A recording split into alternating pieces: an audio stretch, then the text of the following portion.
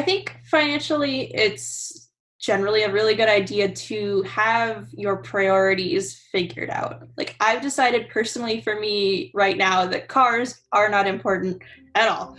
And that lets me focus on things that are more important and dedicate my time and energy and resources to the ones that do matter.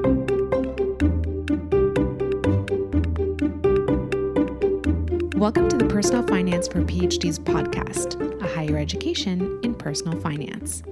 I'm your host, Dr. Emily Roberts. This is Season 5, Episode 14, and today my guest is Alina Christenbury, a first-year PhD student in computer science at the University of Delaware. Alina is committed to cycling and does not own a car, which frees up a great amount of her income and time to be used for other purposes. We discuss how the location of your home and your city's infrastructure can support or not support a cycling lifestyle, as well as how Alina handles transporting groceries and traveling outside of her city. At the end of the episode, we touch on how Alina's cycling lifestyle supports her values of frugality, time freedom, and sustainability. Without further ado, here's my interview with Alina Christenbury. I am delighted to have joining me on the podcast today, Alina Christenbury, and she is going to be talking to us about a commitment to cycling, which is a topic that I've been searching to find someone to talk about. So I'm so glad that Alina and I found one another on Twitter, in fact. Really excited about this. So Alina, thank you so much for joining me on the podcast today. And will you please tell the audience a little bit about yourself? Yeah, thanks for having me and everything. So I just finished up my undergrad degree at the University of Delaware in computer science. And I just started my PhD in spatial computing. Well, technically computer science, but like the study area is spatial computing, like in June. So that's very recent. Yeah, I should say we're recording this in August 2019. Yes. So you have just in the past few months, it sounds like, transitioned out of undergrad and into a PhD program. Yeah, it was, I wasn't really planning on like doing this, but then circumstances kind of arose where it seemed like it was a good idea for me. Particularly, they hired this professor who's starting a human-computer interaction lab at the university. So that's like very related to my interests, and like I kind of like immediately latched onto her, and like she's cool, and I'm working in her lab. I've been working in her lab for like the past year now since she was hired, essentially. So yeah, it's going pretty well, I think. For the lack of planning that it had, it's turned out really well.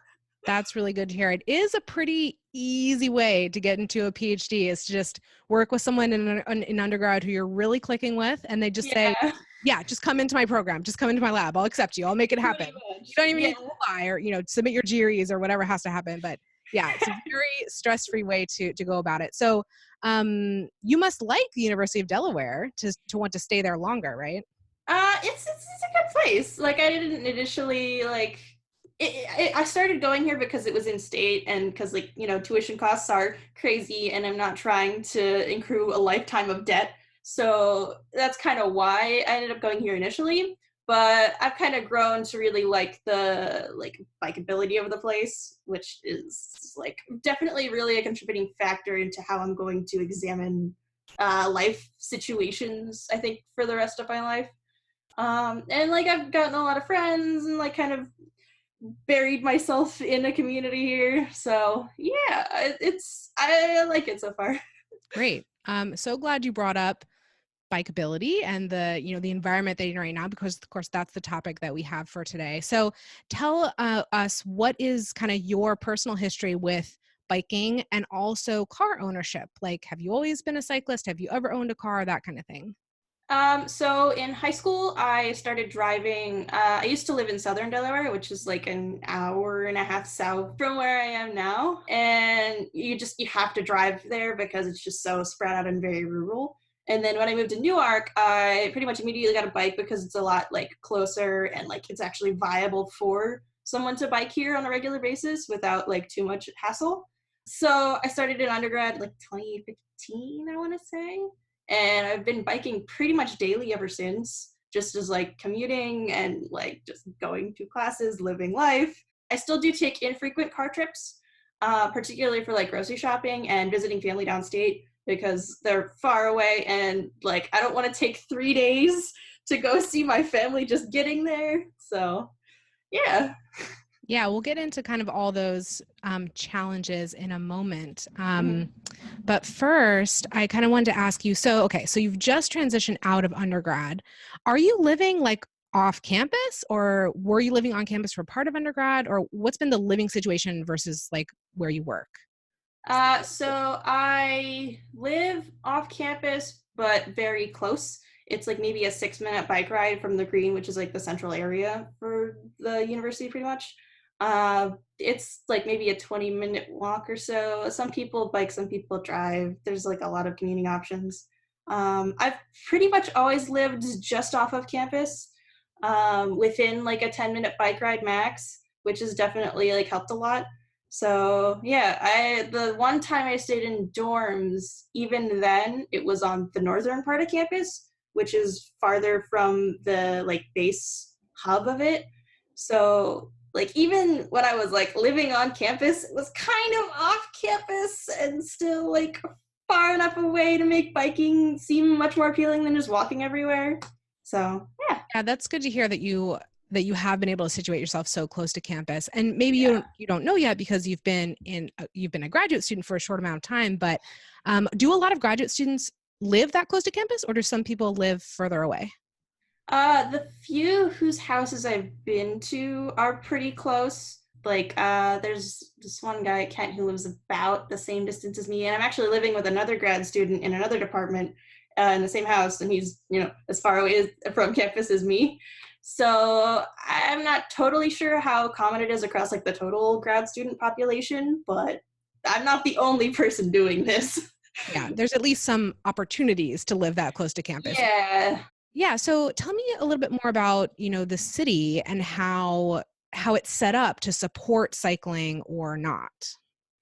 So it's very much a college town. The university really defines a lot of how Newark kind of operates. So during the summer, it's very, very like quiet because all of the students are just gone. But beyond that, like infrastructure wise, there's a handful of like bike lanes. Campus itself is very bikeable, so you can pretty easily like weave in between different university buildings and everything to get around, which is helpful. They're actually redoing a lot of some of the main streets over the summer while a lot of the students are gone, which should make it even easier in the future. But yeah, so it's set up pretty well to just like be a person on a bike, which is not something you can say about every place. Yeah. So specifically when you say like it's set up pretty well, can you describe exactly what you mean by that? Like what, are there dedicated bike lanes? They're How do the dedicated bike drivers behave? Dedicated bike lanes is the big one. Drivers aren't too aggressive. I mean, like, it's a small city, so there's not like hyper crazy traffic like somewhere like New York. Yeah, I don't think there's any protected bike lanes. There are some bike trails though that kind of like snake in circles around, and then there's like some different parkish areas that it goes through too. So that definitely helps a lot too, I think. Yeah, I know. So I'm looking out the window. So I'm at home in my apartment in Seattle right now. I'm looking out the windows onto a rather major street from my neighborhood that we live off of. And in the last couple of years, that street has switched from having, I would say, not actual, I guess they're bike lanes, right? But they're not protected. So on either side of the road, right? One going, north, one going south. It switched to having a totally separate bike lane in parallel with the road that essentially takes up about as much room as a car lane. But there's sort of not physical barriers, but some space between like the bike lane pair and the car lane pair. And my husband cycles to work along this road. And so I think it's really been helpful in giving me peace of mind knowing that he's not so close to cars, when he's cycling. Yeah, but it sounds like, so there aren't necessarily dedicated bike lanes like that, but there is designated space on like either side of a lane of traffic for bikes. It's more like where the shoulder would be is a bike lane, and then like maybe a shoulder beyond that. I do love how some cities are doing like the dedicated bike lanes thing, and I wish we had more of that, but it's hard to say how it's going to shape out, I guess. Yeah, there's actually not super close to where we live, but along the same road and bike path, at a little bit of a more major intersection, the bike lane even has its own traffic light now, which I feel like is so like European or something. Like it's like, wow, the bike lane has its own traffic light and a time when like they're allowed to go and the cars aren't allowed to go. And it's like, yeah, in Seattle, there's a lot of people who commute not by single car. A lot of people cycle here. Mm. So yeah, the infrastructure is really being set up to support that. So it's really nice. Okay, so we talked about Newark a bit, and so you brought up earlier that you do use cars infrequently for some certain special situations. So when you Yeah. do have a challenge, like what are the kinds of things that you can't or don't to this point accomplish on your bike, and then what do you do to accomplish them? So the most frequent is probably grocery shopping, which I can kind of do, but I'm only within like range of the more expensive grocery stores, and like the cheaper ones are a little farther away. Usually I'll go like grocery shopping with one of my roommates, and we'll just like pick up a bunch of stuff for the week and then bring it home and everything. But sometimes for like single one-off bits where I need like food for just tonight, I'll just like bike to one of the stores and get like two things. Is the main challenge more the distance, or is it more Yeah, transporting the groceries? it's more distance. For transportation, if it's like only a couple items, I generally have like a basket on the back of my bike that can like handle small amounts, not like a whole truckload or anything of groceries, but enough for like two people for a week. And yeah, some of the other grocery stores are just again like farther away, and like it's like an hour long bike ride to get there, and then like back would be like another hour. So it's not necessarily as feasible. So yeah. I saw a really funny thing the other day. I was just at Costco a couple nights ago because I'm a Costco shopper. Actually saw someone in Costco in cycling type clothing, and he had one of these little trailers, that usually goes behind a bike that I see children sitting in. But he had it Yeah. filled up with his Costco like bulk food and like stuff. Yeah. And I was like, wow, you are and he also had his dog. Like you are dedicated to your craft, sir. So I Part of me wants to try that one day, but I have not gotten around to it. yeah, it was I've never seen that before, but it happened just this week. Yeah. So, okay. So you covered, grocery shopping, but you also mentioned when you go like visit your hometown, visit your parents Yeah. in that situation. Yeah, so my parents and six younger sisters all live in Millsboro, which is a little bit of a drive. So maybe like every couple months, I'll go down there for like a weekend and just hang out, missing them and everything. So it works pretty well. My sister coincidentally lives right across the street. So she's like very close, and we'll generally like drive down together for a couple days. So if I'm hearing this correctly, your sister lives where you do and has a car.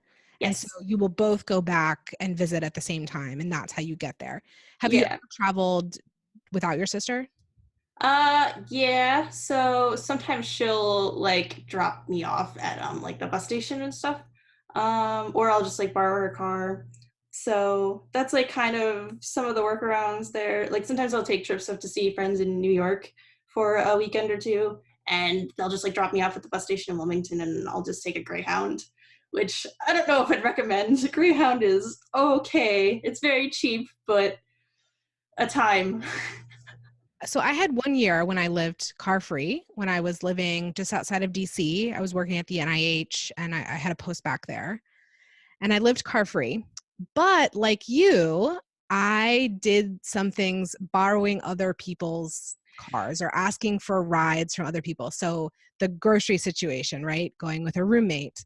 My now husband, then boyfriend, when he would drive his car to visit me there in Maryland, I'd be like, okay, well, you're coming for the weekend. Awesome. We're going to go to the grocery store as part of this like trip. So I could, you know, mooch off with the car situation. So like, I'm very familiar with this solution of like, well, you end up relying on your community a little bit, which is not a bad thing.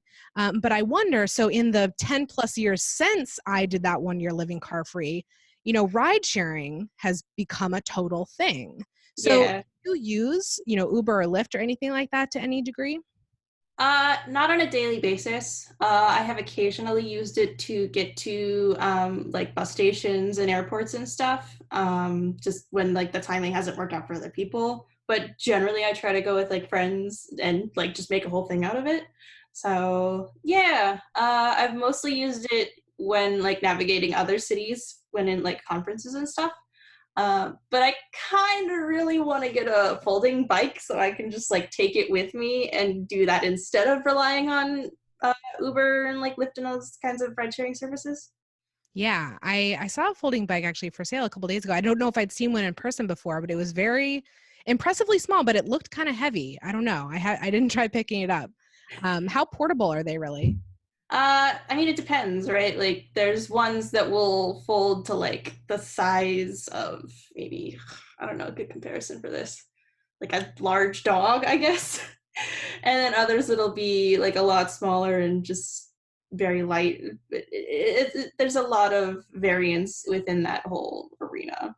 But I think if I can get one that like is small enough that I could just carry it on a plane or a train or something, I think that'll like deal with a lot of those niche edge cases when traveling in other places. So yeah. Yeah, I would think that if you're able to, bike to a public transit hub and then take Yeah. your bike with you, if it's going to be a longer trip, whatever, that can definitely solve a lot of those issues. Emily here for a brief interlude. Tax season is upon us. And while no one loves this time of year, it's particularly difficult for postbac fellows, funded grad students, and postdoc fellows. Even professional tax preparers are often thrown for a loop by our unique tax situation. And don't get me started on tax software.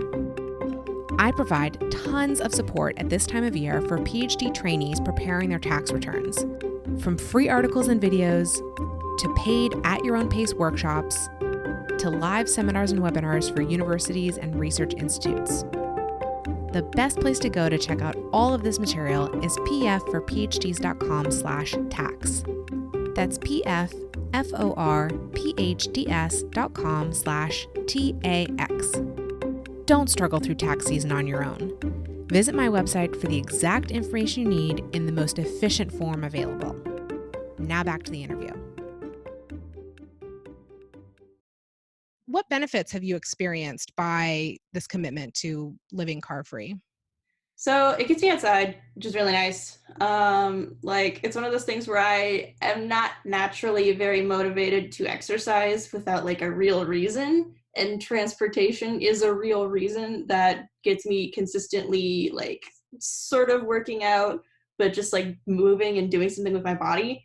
I only really recently started going to the gym regularly with some friends, and that was mostly for social reasons and not necessarily for fitness.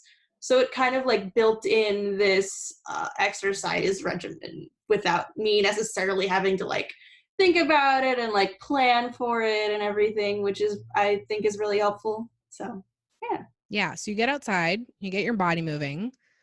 This is a personal finance show. Like, let's talk about the numbers. So have you thought about how much money you are, well, let's start with how much money you are spending. So like, where'd you get this bike from? And like, how much does the maintenance cost? So the bike I got at a local bike shop, I think it was around 500 and then like another maybe 200 in little add-ons like the rack and some bike packs and stuff. And then maybe like once or twice a year, I'll take it back over there for maintenance.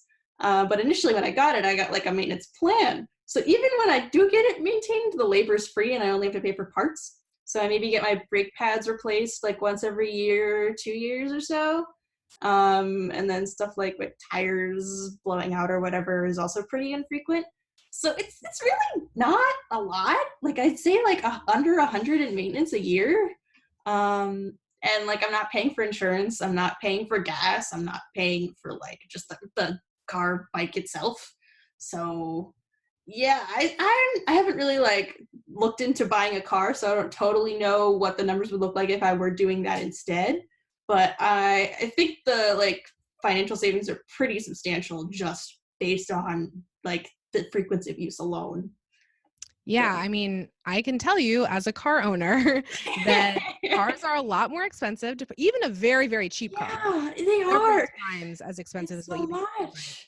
And really, like the gas costs, the insurance, as you mentioned, It all adds up over yeah. time. And the maintenance too on a car is like, if you haven't planned for it, if you haven't saved for it, budgeted for it, it can be a real shock. I mean, $500, Yeah. $1,000, multi-$1,000, like easily for maintenance. Yeah. And you're just not going to get to that scale with a new bike. You're just going to buy a new bike if things got to Pretty like much. that degree of a problem. Yeah. Yeah. So I'm sure it helps, with the budgeting and everything. So yeah. Have there been any downsides to this commitment aside from the slight challenges that we've already discussed? Like, I don't know, maybe weather, like anything like that? I was gonna say the weather is probably the biggest one. I definitely have to like limit how I dress in certain ways during certain like seasons in order to accommodate this. Like it's pretty hard for me to wear like longer dresses and skirts and stuff because it can just like get caught up with the gears and everything. And then like I definitely have to like layer well, particularly like cold and like rainy weather. Otherwise, my entire body just gets soaked, which is not great. Don't recommend it. But yeah, so that's probably the biggest one, honestly. And then like again, the community reliance is like a little bit annoying sometimes, but like we have backups for that, like Uber and Lyft, so it's not as much of a hurdle as it like would be otherwise. But yeah, those are the two biggest downsides, I think. Yeah.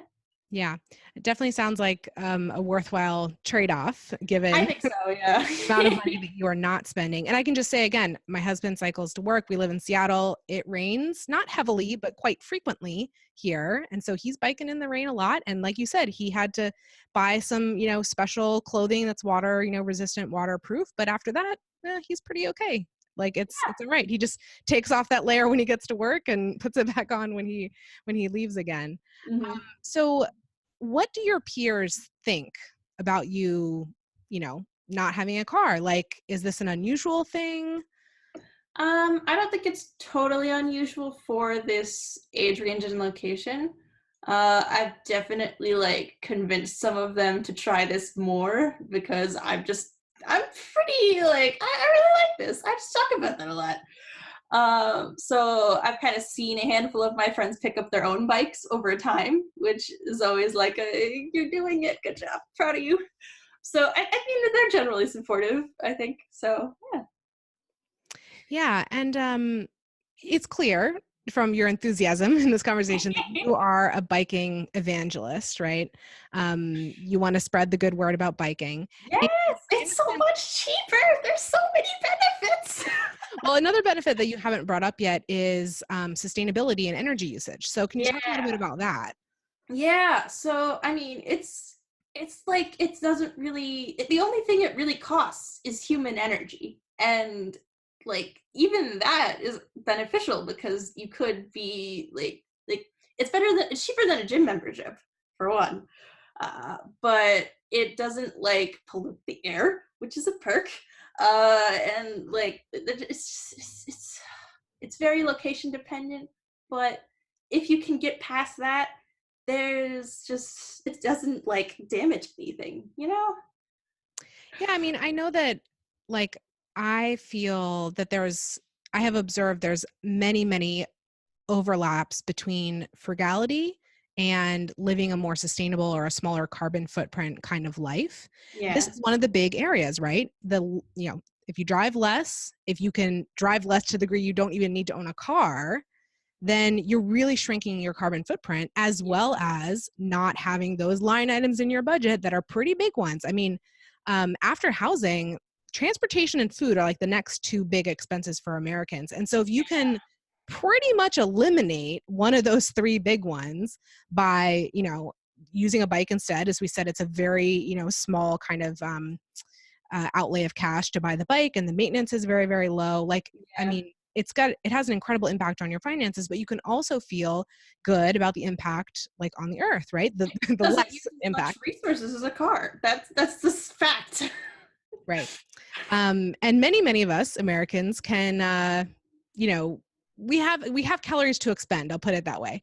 We there's plenty that we're already eating that if we decide to burn it off through biking, like that's a great use. As you said, instead of maybe going to the gym, like maybe just building this exercise into your general lifestyle, and then not having to seek it out on, an extra time, an extra kind of dedicated way that again costs more money, as you were just saying. Yeah.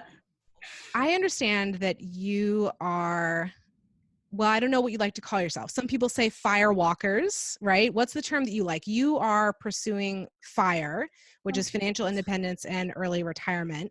And I understand that this cycling lifestyle plays into that. Can you talk a little bit about that? I mean, I don't really like titles. I'm just a person trying to live in what I think is the best way that I know of so far. But like the fire movement is really inspiring and kind of like I think really had an influence on how I look at priorities in life and like what really, really matters. And like cars, I've decided really don't matter for me, and I'm willing to kind of work around that in other ways to work on other things. Like I think freeing up most of my time is really important just so I can work on things that aren't necessarily going to be paid.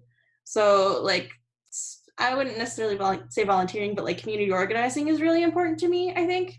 So, and like a game design is really important, and there's like all kinds of other things that are more deserving of my attention than cars. So this helps free up the most time for that, I think. Mm-hmm. So you're really thinking about and being inspired by the FIRE movement, not only in having more control and autonomy over your finances, but also Yeah. over your time. Yeah, I mean, like, I view it as buying my time back, really, which is like a really big motivation for like all this, like looking into it and kind of like following a lot of the tenets, I guess. So it's one of those things where I don't think the ultimate purpose of humanity is to work and accumulate capital, right? There's so much else to do, but you have to have the time and autonomy to do that. And if you don't have that, then you turn into this like negative cycle of just always working for someone else and never really fulfilling what you really want to do with your time. Mm-hmm. Yeah. So we haven't really defined this that well in this episode, but if people want to hear more about FIRE, financial independence and early retirement, I did a 2-part interview with someone else pursuing FIRE, Dr. Gov Worker. That was published in season 3 of the podcast. So you can go check that out. But basically what we're talking about is lowering your expenses, raising your income, saving a whole lot of money so that you can, as you were just saying, buy back your time. Yeah. Maybe you want to leave your job eventually. That would be more like what we call retirement. Maybe you want to do that particularly early retirement. Or maybe you just want to have the ability to be able to have more control over what your job is, like have more negotiation ability around what your job is because you have the ability to walk away. Being able to say no matters so much, because if you feel like you can't say no to like bad opportunities and bad decisions, then you don't really have a lot of power over your life, and then it just gets really depressing, which is where like policies like universal basic income can be really empowering to kind of fix that issue for like the general person across everywhere, instead of like specific niches that are trying to do it themselves. Yeah, this is so interesting. I would love to talk about this topic further, but we said we were going to keep this episode about cycling. So that's, I think, where we'll leave it. So there's definitely a lot to follow up on if other people are interested in being inspired by the FIRE movement as you were. Can you give like a couple recommendations of where you learned about this, or maybe, people to follow in the movement that you like? So the only real interaction I had was the personal finance subreddit. They have a very extensive like FAQ and wiki, and it goes into a lot of different detail about like different strategies for managing your finances and potentially reaching early retirement. Mr. Money Mustache is also the really big figure. People probably should already know about him by now. He's been around. And then I actually took a personal finance class in high school because I was like, I need to be prepared for this. It's an inevitability of adult life. So that's like the majority of my influences here. Yeah, Yeah, that's great to know. I also really enjoy the personal finance subreddit. it's a And good one. Mr. Money Mustache is you have to have a certain taste for his material. I'll say that. This is true. You either love him or not so much. But he's a great person to have at least a little bit of exposure to, as you said, because he's such an influential figure in the FIRE movement broadly. So and the thing is, like, his definition of like frugality, definition of what living a rich life is on a low amount of money is very compatible and consistent with the graduate student experience. So if you are looking for ways that you can be inspired to spend less money, maybe because you don't have money to spend, Mr. Money Mustache is a great person to look to. And he is, not surprisingly, a huge cycling advocate, as you are. Yeah. So if you want to be, if you've been intrigued by what Alina's had to say, as a next step, go to Mr. Money Mustache's blog and read more about cycling, because he will definitely motivate you. Oh my gosh. Yeah. He's like crazier about it than me. Yes. He's very committed. So last question here as we wrap up. What is your best financial advice for another early career PhD? So I think financially, it's generally a really good idea to have your priorities figured out. Like, I've decided personally for me right now that cars are not important at all. And that lets me focus on things that are more important and dedicate my time and energy and resources to the ones that do matter. And if you don't necessarily have that straightened out, it can be kind of like difficult to budget and figure out what you really want. And finance is just another like element of that. Yeah, I totally agree. I mean, getting your priorities straight, figuring out what's most important to you is super foundational and helpful in personal finance, but it's really something that you need to know in every area of your life. And I think especially as, a graduate student or a postdoc, an early career PhD, you're making a lot of decisions around your career. And so I think, unfortunately, sometimes because of the bleak job prospects at the faculty level, we can get a little like not very confident or like down on ourselves about our employment prospects. Yeah. And can kind of be like, oh, I'll just take whatever comes my way. Anyone who wants to give me a job, like, I'm going to take that job. And having thought through a little bit more, what are your priorities when it comes to your career? What are your priorities when it comes to your personal life? How can your career support your personal life?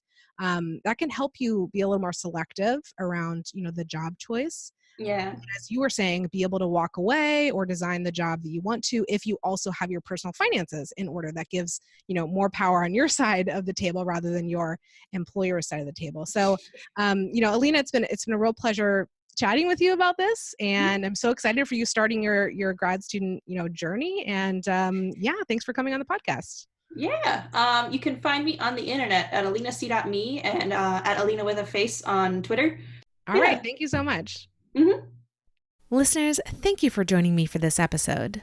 pfforphds.com/podcast is the hub for the Personal Finance for PhDs podcast. There, you can find links to all the episode show notes and a form to volunteer to be interviewed. I'd love for you to check it out and get more involved. If you've been enjoying the podcast, here are 4 ways you can help it grow. 1, subscribe to the podcast and rate and review it on Apple Podcasts, Stitcher, or whatever platform you use. 2, share an episode you found particularly valuable on social media or with your PhD peers.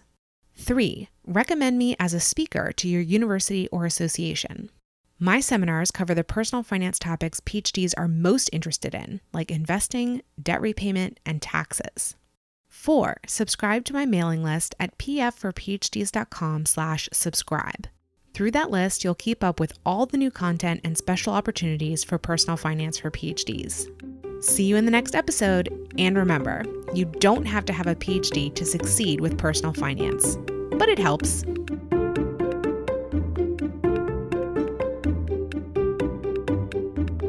The music is Stages of Awakening by Poddington Bear from the Free Music Archive and is shared under CC by NC.